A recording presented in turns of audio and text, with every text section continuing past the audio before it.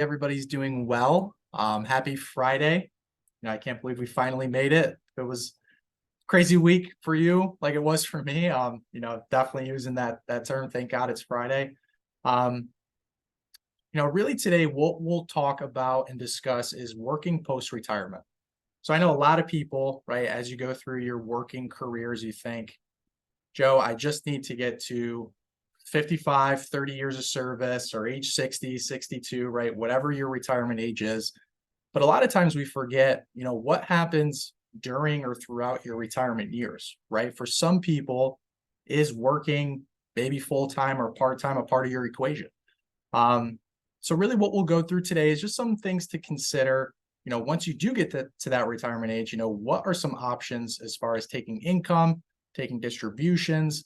What does that all look like for everybody? So what I will do is I'll go ahead and share my screen here. Perfect. I'll pull this up. Awesome. So one of the important things to note, we will go through a couple of different scenarios, a couple different topics, right? Whether it's with Social Security, whether it's with your tax situation or the New York State pension, all the information that we gathered here today, a bulk of it is going to be through that Social Security Administration website. So right here at the bottom is the link to the Social Security website. It's ssa.gov. A lot of the financial advisors here at Equitable, we definitely encourage all of our clients to go ahead and create accounts on the ssa.gov website if you haven't done so already. Doesn't matter what your beliefs are on Social Security, right? If it's still going to be around or if it's just going to look a little bit different, we highly encourage everybody to create an account. And once you do create an account, right on your dashboard, you will go ahead and see all your different expected Social Security benefit payouts if you retire early at 62, if you're maybe full retirement age 66 or 67, and then that late retirement age of 70. So a lot of the information is going to be right through that website that we go through today, but then we'll also bounce around between different ideas and different conversations as well. So really today's agenda, right, we'll talk about reasons why to work post-retirement. What does that look like? Some different types of positions that are commonly held, right, more so related to the education field, but then also too, if you're somebody who, can't wait to get out of the education field, what are some other options Joe? out there? Yep. Hey, Joe, I think your sound just knocked out. Oh, can you not Can hear other me people okay? hear Joe? Can you hear me now?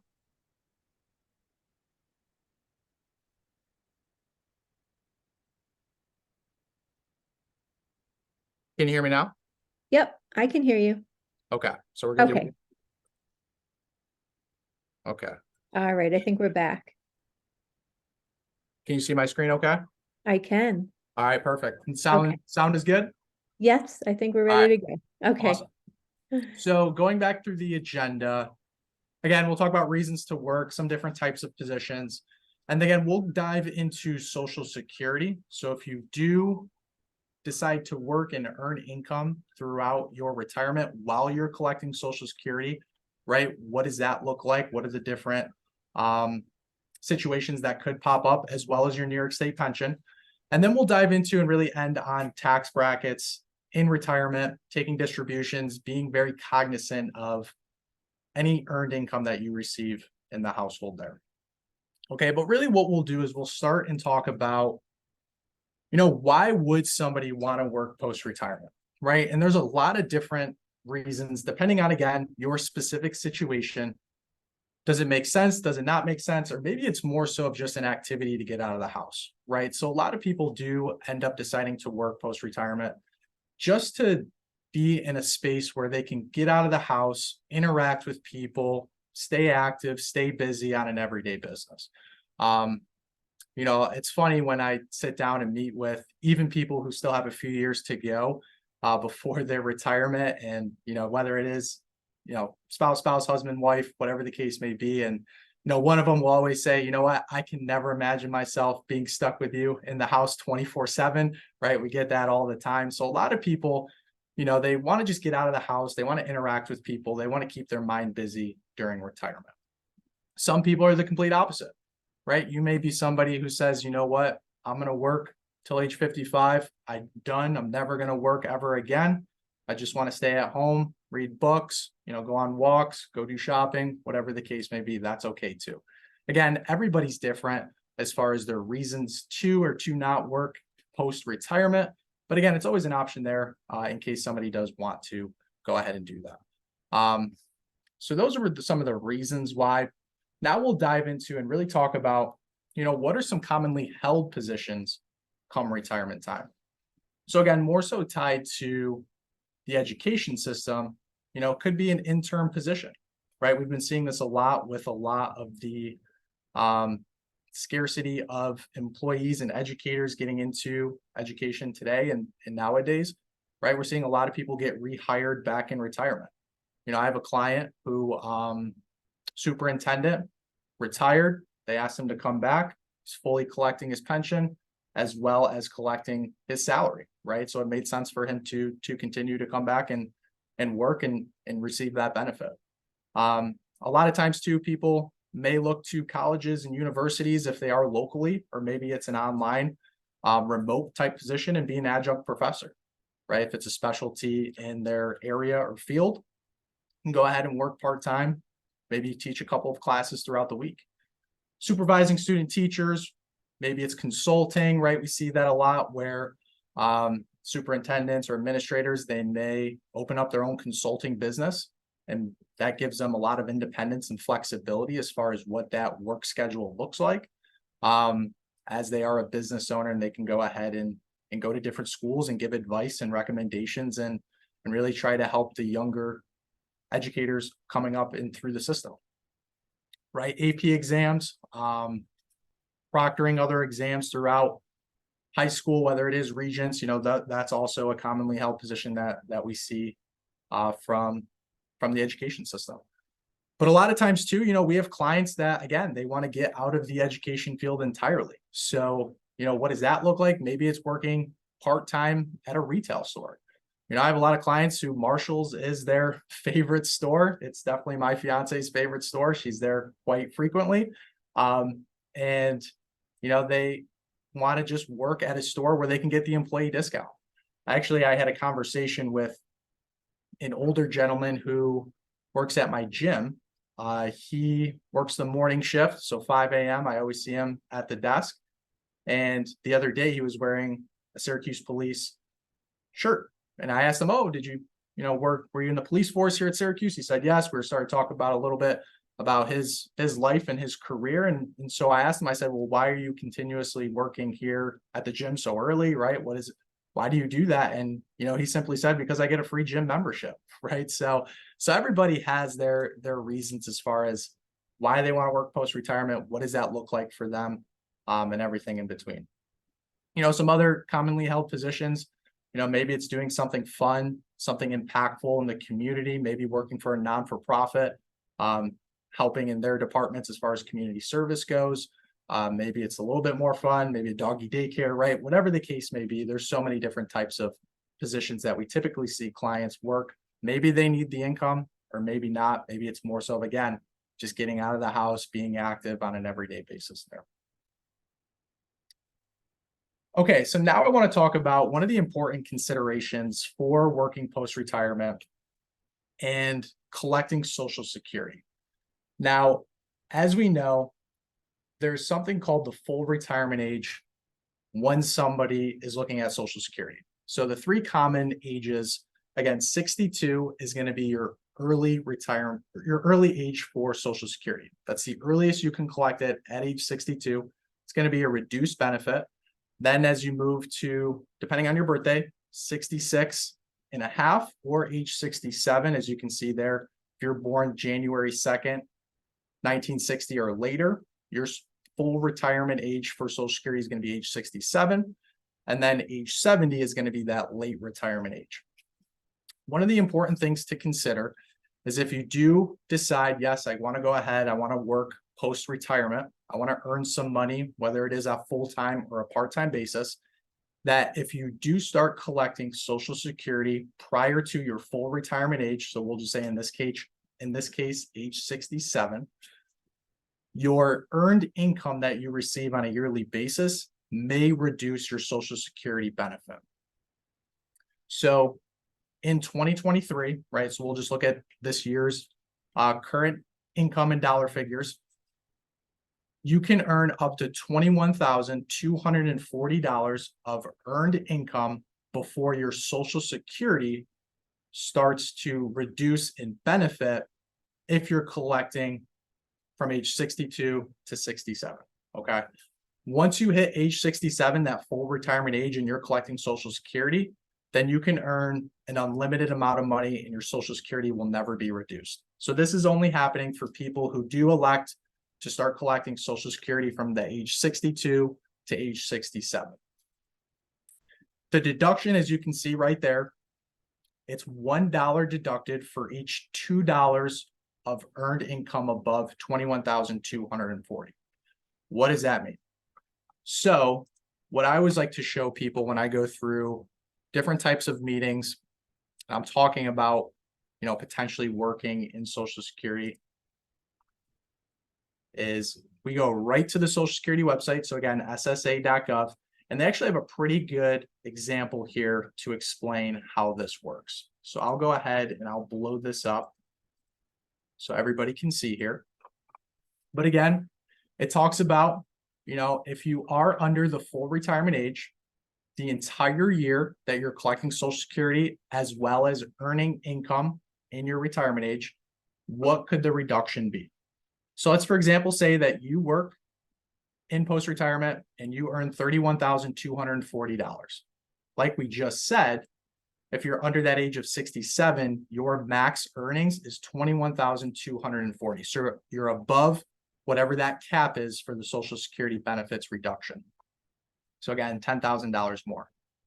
Your Social Security benefits would be reduced by, again, that $5,000. So essentially they cut your Social Security benefit in half, right? So instead of receiving the $9,600 in this case, you would only receive the $4,600 there, 9,600 minus the 5,000. So roughly in half your Social Security benefit would be reduced. So this is important, right? Because we want to be able to earn income in retirement, again, if you need to or not, but we want to be very cognizant of, is the earned income actually going to hurt our Social Security and our benefit down the road?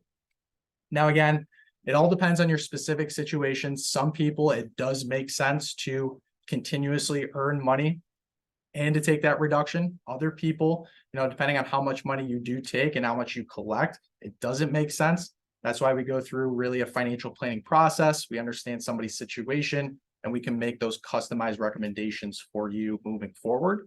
But again, it is important to note that just because you retire and if you are collecting Social Security below that full retirement age, you want to be cognizant of however much money you are earning, because it can reduce your Social Security benefit.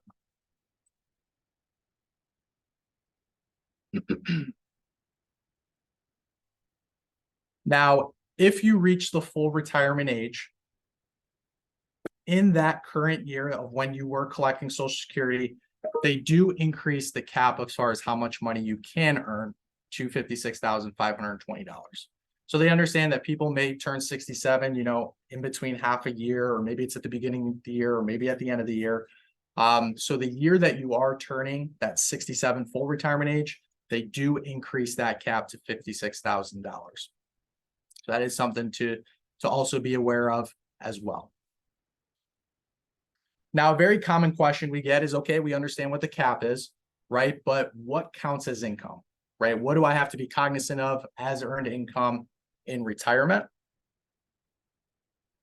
Essentially, any wages that you receive from a company, organization, or net earnings if you are self-employed. So if you do receive a W-2 or a 1099 from a business or an organization as earned income, that's what they're looking for as far as what you can receive if it goes above that cap for Social Security.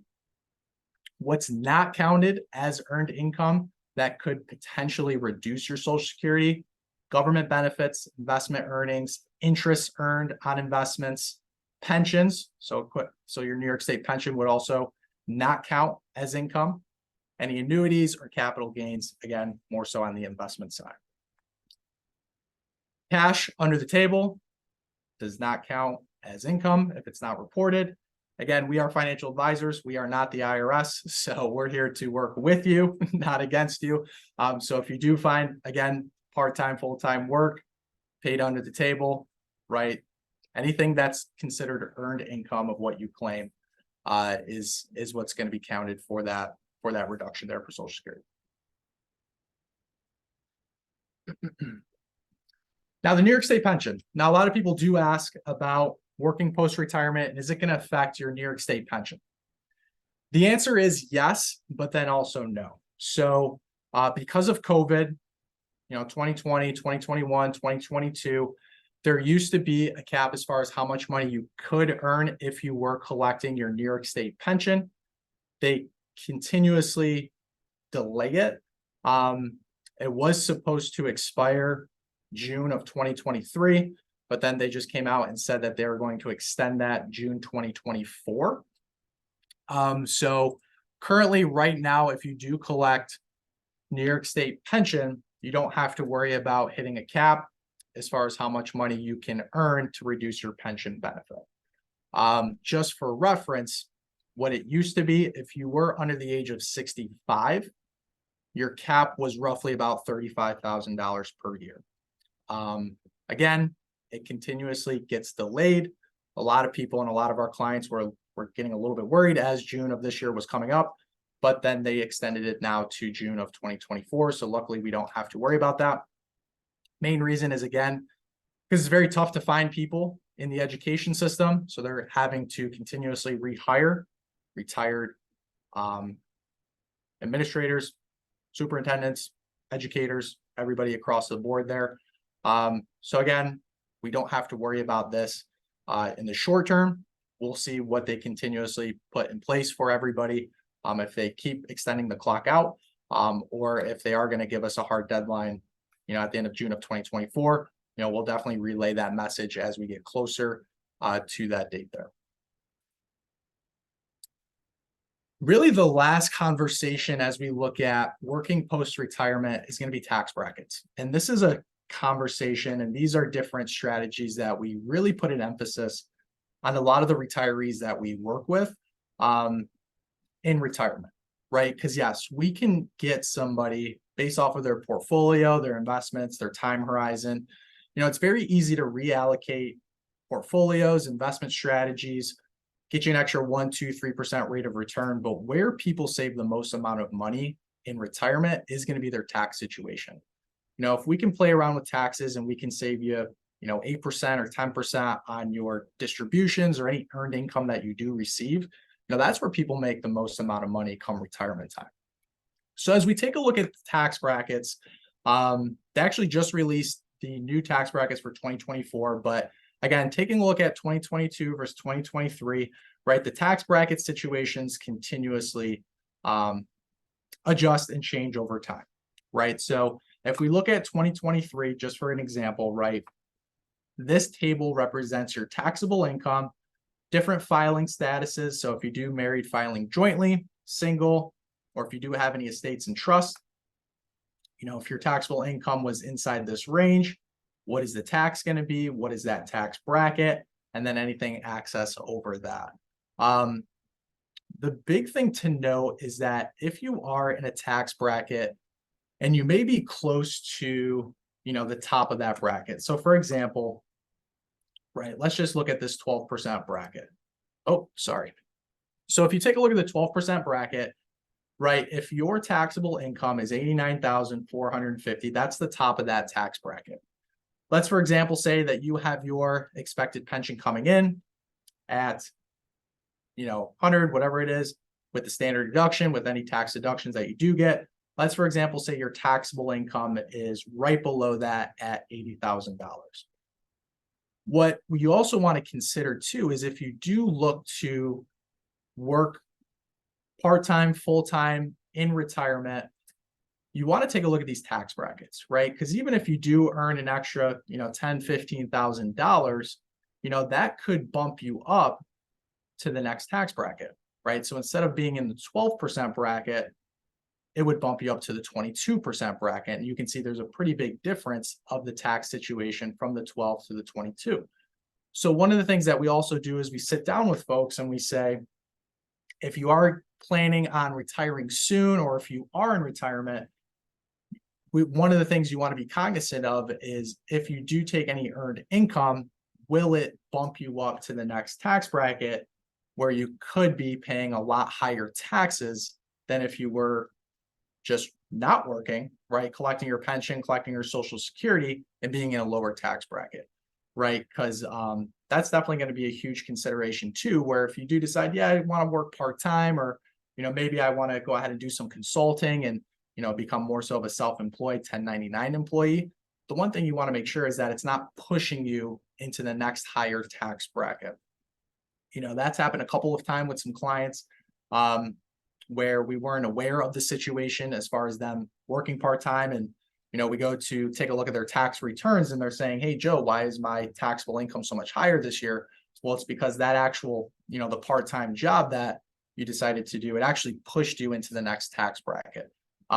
So again, this is more so on a personal level as we take a look at what your expected pension income is going to be, any distributions retirement wise of what you're expecting on a monthly or yearly basis, as well as Social Security. We take into account all those different factors to determine, would you maybe be better off not working post-retirement to enjoy the lower tax bracket and the tax situation versus working post-retirement, and that could push you up to the next bracket there. So all things to consider as far as somebody's situation. Now, being here at Equitable, some of you may have an Equitable advisor that you work with, so you may have already seen this program. You may utilize this program today. But one of the softwares that we utilize with all of our clients is called Asset Map. And as you can see, Asset Map is just a visual representation of somebody's financial picture, all put onto one page. So we get all the information inputted, whether it is, in this case, all the red boxes, it could be Social Security or pension payouts. It could be expected annuity distributions, right? Anything that you expect coming into the household.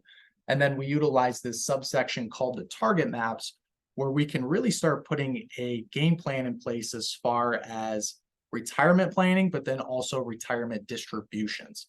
What's going to be the most tax efficient when taking money from your pension, your Social Security, deferred comp plans, maybe you have IRAs as well.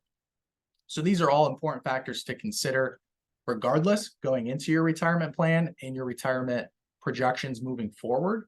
But especially if now we're going to add a second stream of income, again, whether it's part-time or full-time, we just want to make sure that we have the most tax efficient strategy and that it makes sense for your situation there.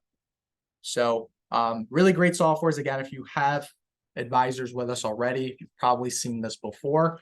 But this really is what's going to allow us to take a look at your situation to seeing, does working post-retirement make sense for you moving forward? Okay, Joe. You have a lot of questions here, so.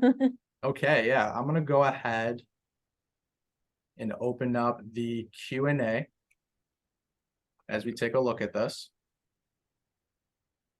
I had a question here. Does it look like they will postpone the cap again? I would say, if this is asking about the New York State pension cap, I would say yes.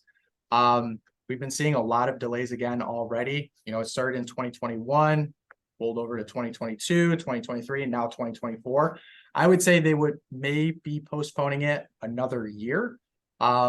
Is it going to be permanent? Probably not.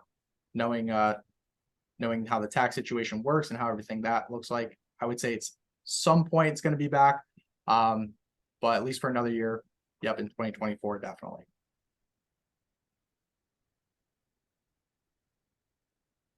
Okay, this question right here. So retiring at age 62. Yeah, so for the Social Security aspect, if you retire early, or if you collect your Social Security early from again, age 62 to 66, we'll call it, you have to be cognizant of how much earned income you do receive on a yearly basis. Once you hit that full retirement age of 67, you can earn as much income as you want, earned income working post-retirement, and your Social Security benefit will never be reduced. So yes, it's just for collecting Social Security early, again, from 62 to your full retirement age, if it's 66 and a half or 67. This question, pension payouts count as earned income? Nope. So pensions, especially the New York State pension, that does not count as earned income. It's really any W-2 or 1099 income that you receive. If you're working for a different company, employer, if you're self-employed, that net income that you receive, that's what they're really looking for. Investment earnings, 1099, nope, like we said. Starting a new career, yeah, so this would be something where if you were looking at maybe getting into a new career post-retirement, and you decided to collect Social Security again from 62 to that full retirement age, and you wanted to start a new career, yeah, that would definitely be something that you would have to be cognizant of.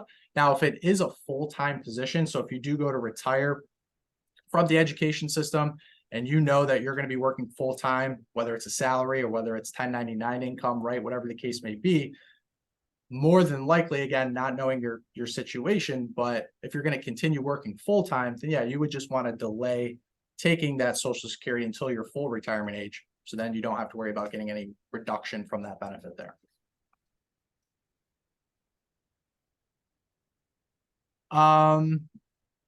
So, and then we had a question about some of the retirement planning services that Equitable specifically offers as part of the SAANYS membership. So we are holistic financial planners here at Equitable, as we help in all different areas such as retirement planning, investments, insurances, college education as well.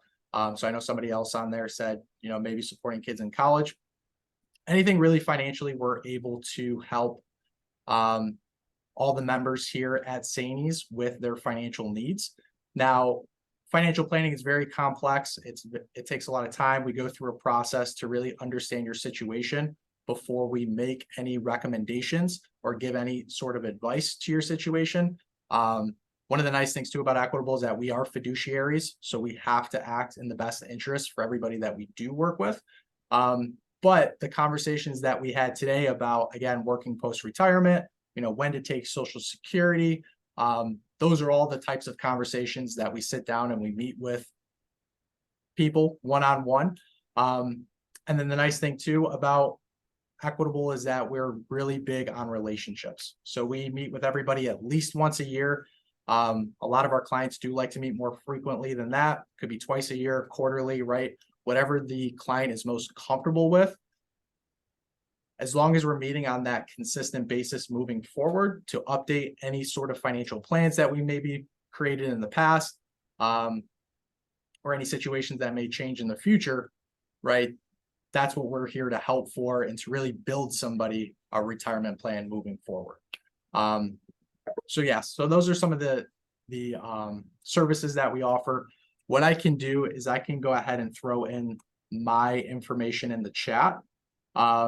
I'll throw my email, my phone number, as well as a link to go ahead. And if you wanted to just schedule a quick meeting to talk about your situation, you know, what you should, what you shouldn't do, you know, that's exactly what we're here to help all the members with moving forward here.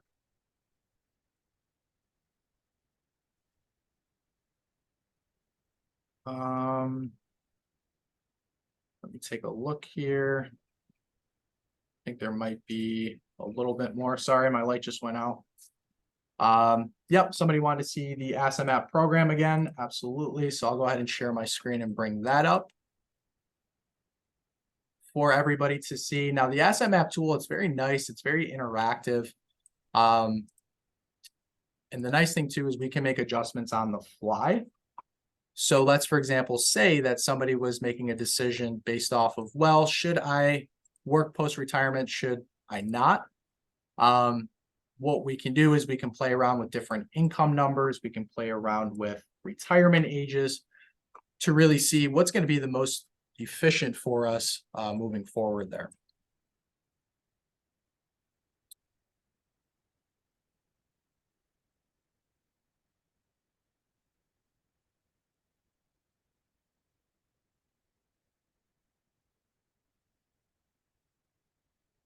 This person said maybe retiring early should not pose any problems. Yep, you're absolutely right. So really the problems come into place when you look at Social Security and the different tax brackets. But if you retire again early, 55 to 62, and you don't plan on taking Social Security anyways, because we can't take it until the early age of 62, then yeah, the only concern right now would be taking a look at your tax brackets to seeing if that would bump you up to the next bracket.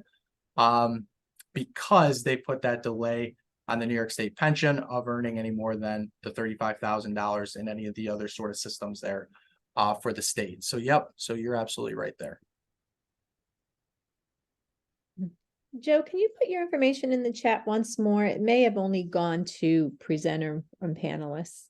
Okay. Yeah. Let me try to do that again.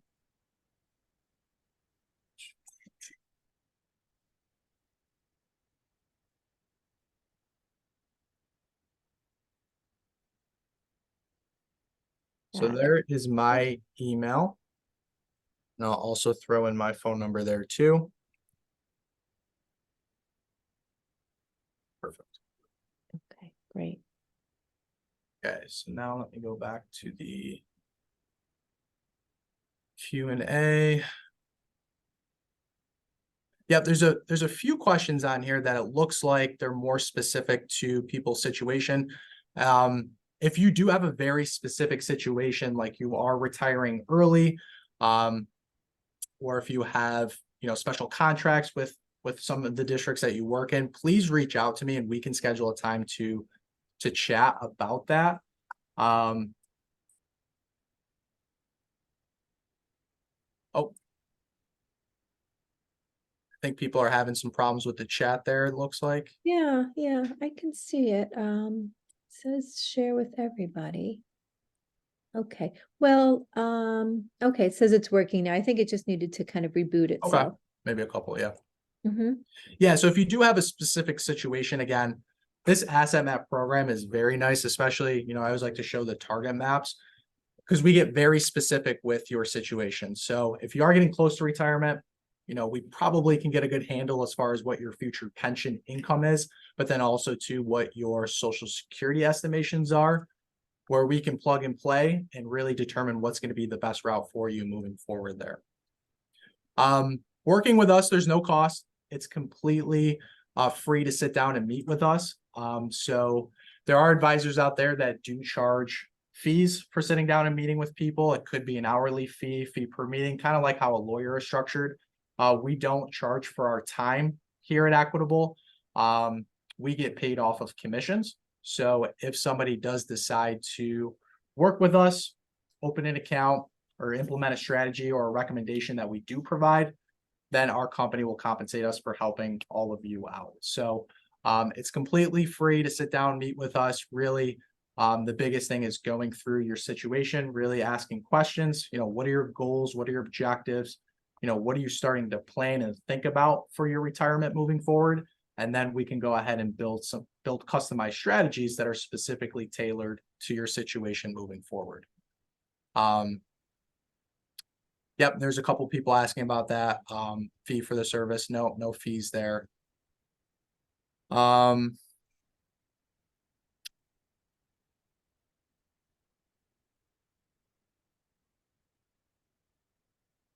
then a couple people still waiting to see the info, but I think we got it in there now. I think so. Yep.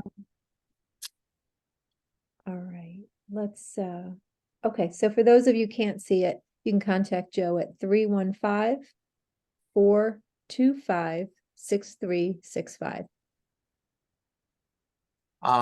Somebody asked about calling for an appointment. So my email, it's very easy. It's Joseph and then a dot scro, SCRO at equitable.com. Yes, you can call for an appointment. You can email for an appointment. We are based in Syracuse, New York here. So most of the time we do like to do in-person meetings, but if you can't do it in person, you would like to do virtual, that is completely fine as well. We can help you if you are based in Syracuse or, you know, north, south, east, and west. It really doesn't matter. As long as we can hop on a virtual meeting here, we can still help you moving forward, give you the proper advice, guidance that you do need. This also came in the chat. If you do have an Equitable advisor and they haven't utilized this program with you, definitely reach out to them. Say, hey, I saw presentation through SAANYS utilizing the asset map, the target map tools. Can we please get one for me? This program, it is a little bit newer, so it really does depend as well as far as when did you start working with an advisor here at our firm. It is a newer software. It's been around for a few years now, but it's great in taking a look at your situation, you know, any adjustments that you need to make. And if you still are in the accumulation phase of your career, you know, maybe retirement is getting close, but, you know, it still could be a few years away. This is the perfect time to start seeing what these estimations and these projections can be for you as you start getting closer to retirement. So, yeah. So reach out to an advisor. If you do reach out and you don't hear anything, reach out to me. I'd be more than happy to help you and to fill that advisor in as well moving forward. The nice thing about our company, we do work in a lot of partnerships. So you may have a current advisor, but more than likely there's another partner, another person behind the scenes that can jump in as well. So. And you can also, Joe, I'll let everyone know, you can go to SAANYS.org under resources.